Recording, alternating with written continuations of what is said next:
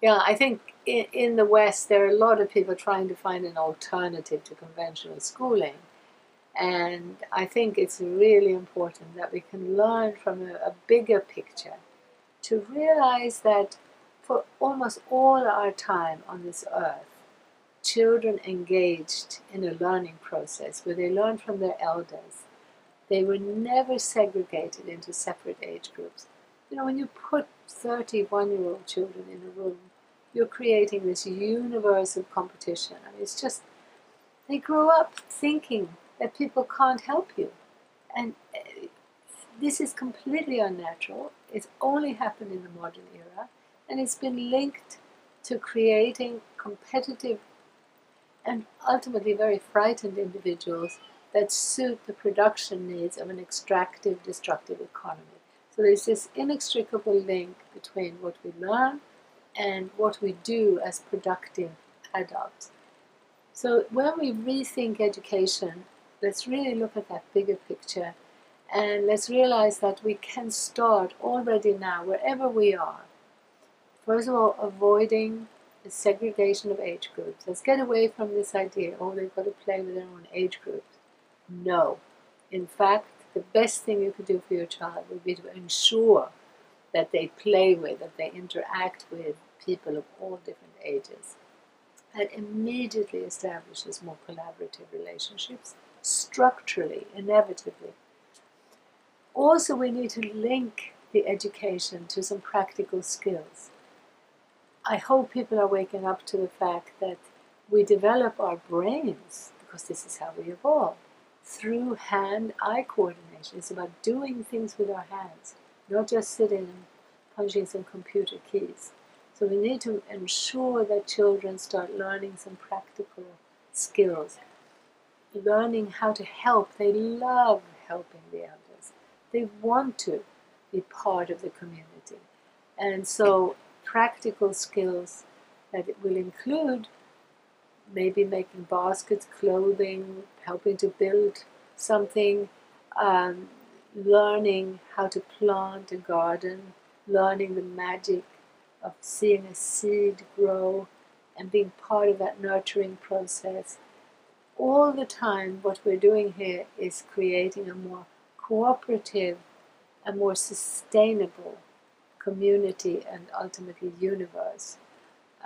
So the planting of the seed in the garden we should also see as a centrally important activity, remembering that again, for most of our time in human history, a large majority of people engaged in food production in one way or another is something that is so fundamental and so basic that it also almost inevitably brings joy to people.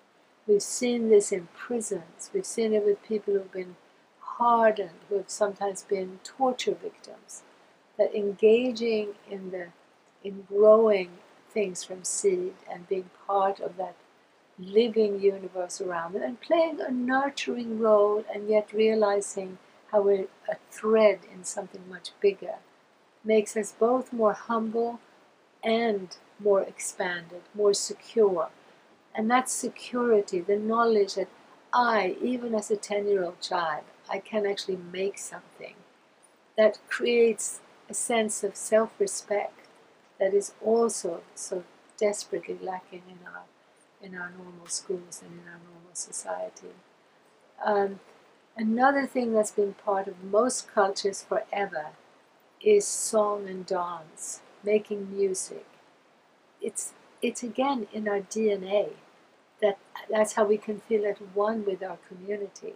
It's how we can feel something beyond the narrow separation and competition of this industrial, highly competitive and unsustainable system.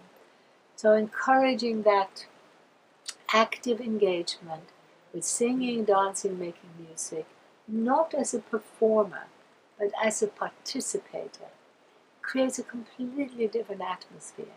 When we encourage our child to learn to be really good at the violin and be excellent and perform, we're actually distorting a natural sense of oneness and community into something that can become quite torturous, which is also why people often end up with neck injuries and all kinds of physiological problems, because no one was ever made to do, we're not made to do just one thing all day. So a diversity of activities is also incredibly important. Another aspect of life in the pre-industrial, pre-modern era was certain practices that help to quiet the mind, quieting the chattering mind of just talking and using language and ideas, concepts that are always about fragmenting reality. And so stilling the mind, which can happen through song and chanting, also some kind of meditative practice, is also very important. And another aspect that we all know in a certain way, but we need to be much more conscious of, is that until the modern era, people never sat still all day. So movement is a crucial part of a healthy education for every child. There are now doctors who advise us, if we're sitting in an office job, to get up every 15 minutes and move. And they've discovered that not only is this essential for our pulse rate, for our health, for our physical well-being, but for our mental well-being.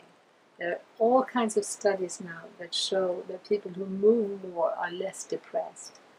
So those are some of the key elements I think we need to be looking for as we search for a new education model. And because community and connection is so important, I hope that people will always try to establish a community-based structure that is more than just a little nuclear family, because the nuclear family is also a product of this industrial competitive system, and expanding those borders, creating deeper, meaningful relationships, having significant others, having many significant others as you grow up, is incredibly important for self-esteem and for a sense of self that has felt connected enough, heard enough, listened to enough, to be able to be a listening and kind and compassionate person. What do you want to say about all this thrust for online learning technology, Khan Academy, I don't know if you've heard of it, and all of these things? Do you have any comments on that? Yeah, I think... I know you like them all a lot. Yeah. I think that we have to be really aware that these so-called social media are now being described as anti-social media. They are also being described by scholars like Chet Bowers as anti-ecological media. The internet, the computers, the speed, and the long distances cut us off from essentially from our humanity, because who we are as human beings is connected to other human beings and to a broader, bigger web than just the little nuclear family, operating in an environment of speed, scarcity, competition. For the expanded sense of self, the joyful sense of self, the productive, the kind, the creative sense of self, we need that face-to-face community.